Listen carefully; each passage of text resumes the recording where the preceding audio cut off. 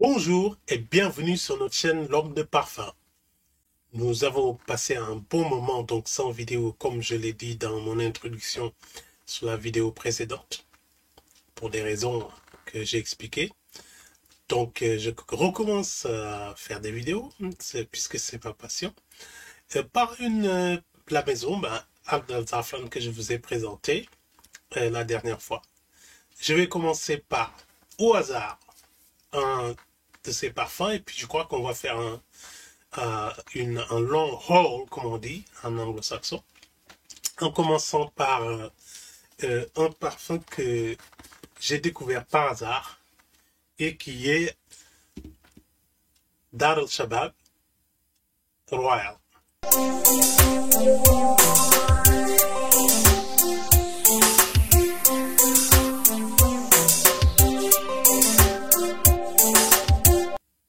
Alors, ce parfum-là, quand je l'ai vu, et tout de suite, il m'a rappelé un parfum que je connais bien, d'une très grande classe, comme je l'avais dit, hein, de chez Memo. Hein.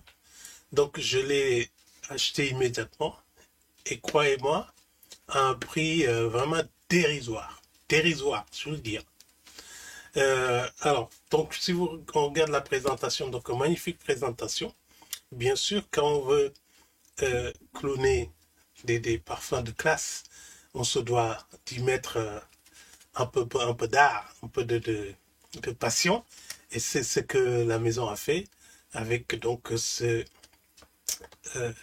cette magnifique présentation. Pratiquement entièrement en relief. Oui, ces motifs-là sont en relief. On les voit mieux ici. Et donc les motifs, le graphisme et la typographie est en relief. Bon, en bas, vous avez les infos habituelles.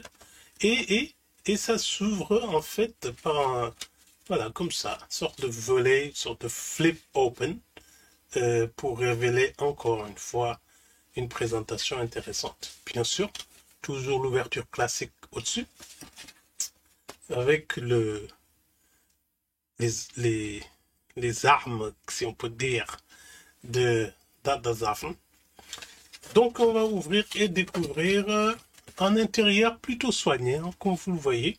C'est plutôt soigné, je trouve, avec des motifs intéressants. Alors, bien sûr, avec la lumière, c'est pas toujours facile de voir, mais je pense que vous avez deviné. Voilà, là on voit un peu mieux l'intérieur. Voilà, bien soigné, avec ma foi, un flacon que j'adore. Il est beau, mais regardez-moi ça. Super.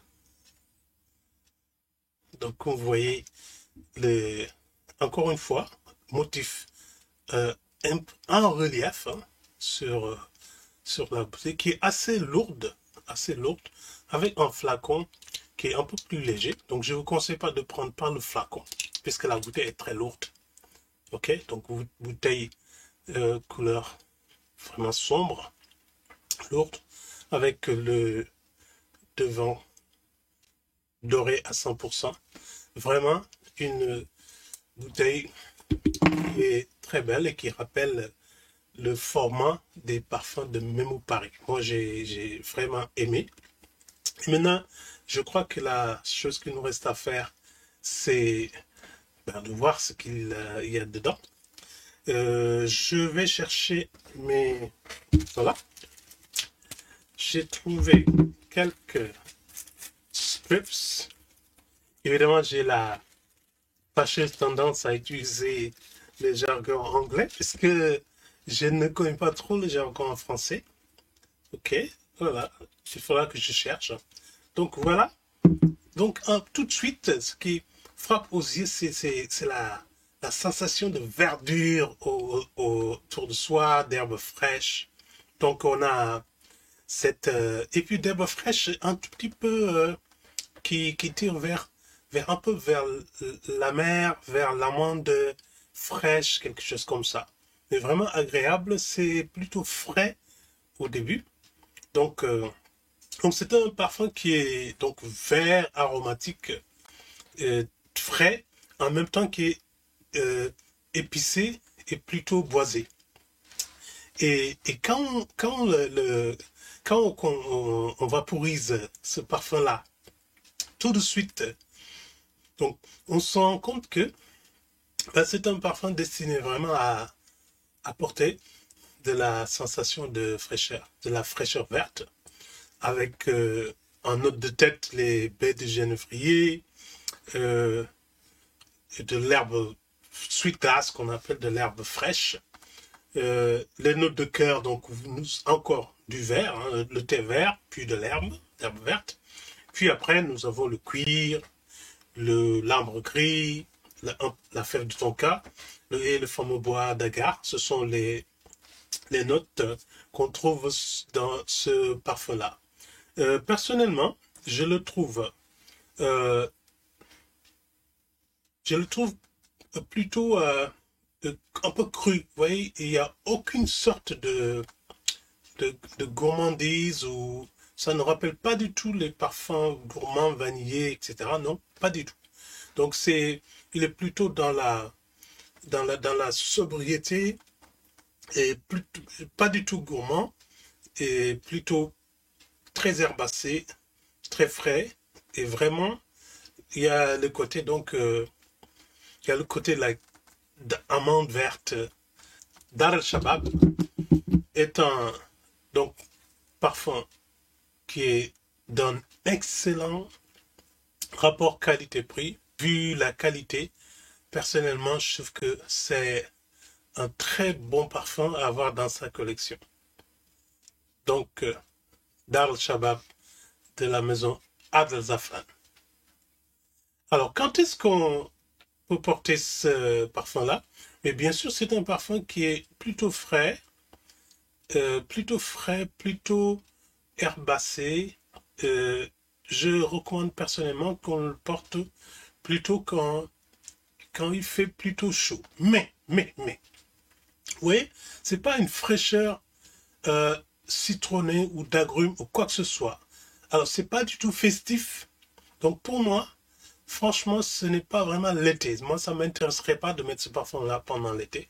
Moi, ce parfum-là, je le mettrais plutôt par temps froid. Personnellement, je le mettrais par temps froid, puisqu'il y a un peu de mystérieux et d'obscurité, en fait, dans ce parfum-là. Et donc, c'est pas une fraîcheur pétillante, de cristal, etc. Non.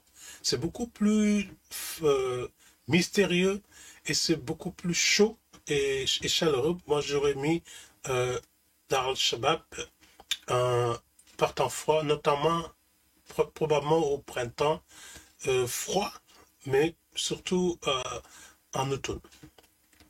Puisque il y a quand même une certaine force dans cette odeur-là, et que ça n'appelle pas forcément le temps chaud, les thés, les agrumes, les fruits, etc.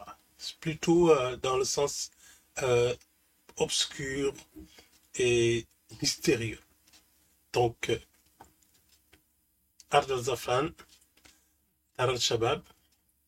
Personnellement, je pense qu'on peut porter les parfums quand on veut, mais il y a totale absence de sucré et de citronné, tout ce qui est pétillant, non.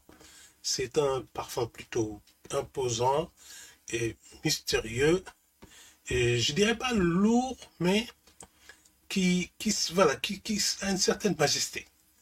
Donc, à mettre plutôt quand il fait froid pour compenser un tout petit peu le manque d'agrumes et le manque de fruits. C'est mon avis. Dar el-Shabab, Royal. Très beau parfum que je recommande.